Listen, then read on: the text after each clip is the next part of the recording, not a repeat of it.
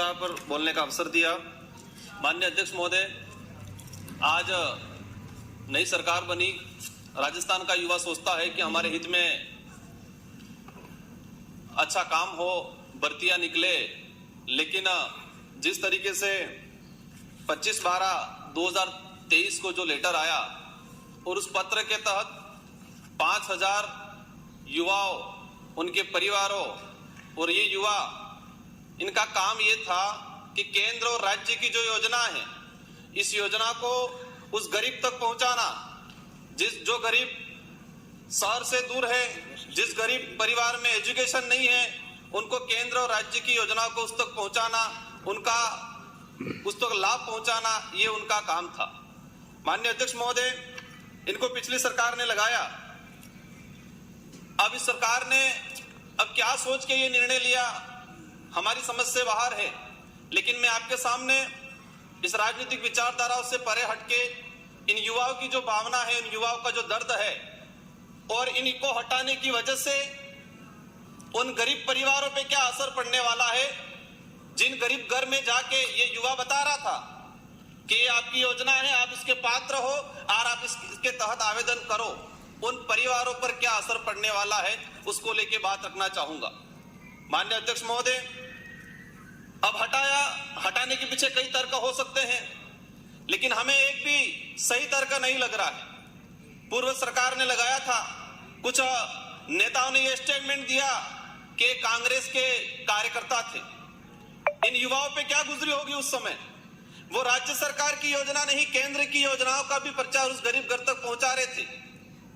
आज धरना चल रहा है इन युवाओं द्वारा, लेकिन मैं एक बात और बताना चाहूंगा कि पिछली वसुंधरा गवर्नमेंट की सरकार ने लास्ट में जाते वक्त पंचायत सहायक की भर्ती की, और उन पंचायत सहायक की जो भर्ती थी वो सरपंच और प्रिंसिपल मिलकर तय करते थे कि कौन बनेगा।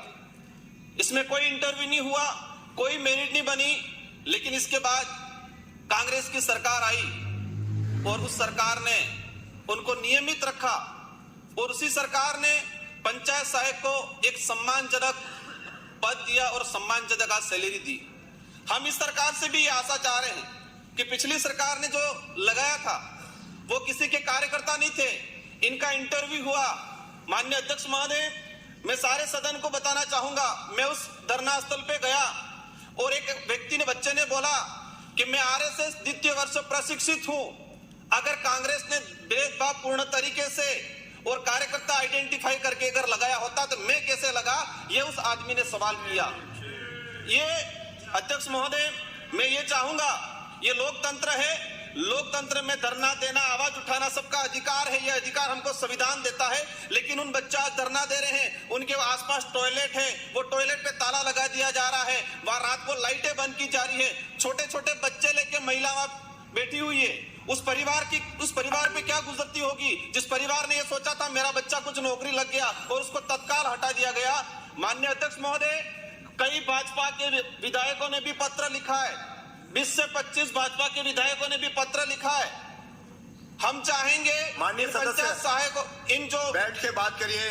माननीय अध्यक्ष महोदय, इनकी भावना को समझते हुए जो सरकार के मंत्री हैं, मुख्यमंत्री जी से अनुरोध करना चाहूंगा और आप इस पे सख्त कार्रवाई करते हुए सरकार को निर्देश करें कि इन राजीव गांधी युवा मित्र को एज इट इज वापस लगाया जाए और जो धरना दिया जा रहा है, अभी तक परमिशन नहीं दी गई है, उनको परमिशन दे और इन युवाओं को राहत पहुंचाए, उस गरीब घर तक राहत पहुंचाए। छोटे छोटे बच्चे लेके सरकार मेडिकल की सुविधा करवाए। माननीय अध्यक्ष महोदय, आपसे अंतिम यही निवेदन करना चाहूंगा कि इनको बहाल किया जाए। बैठिए।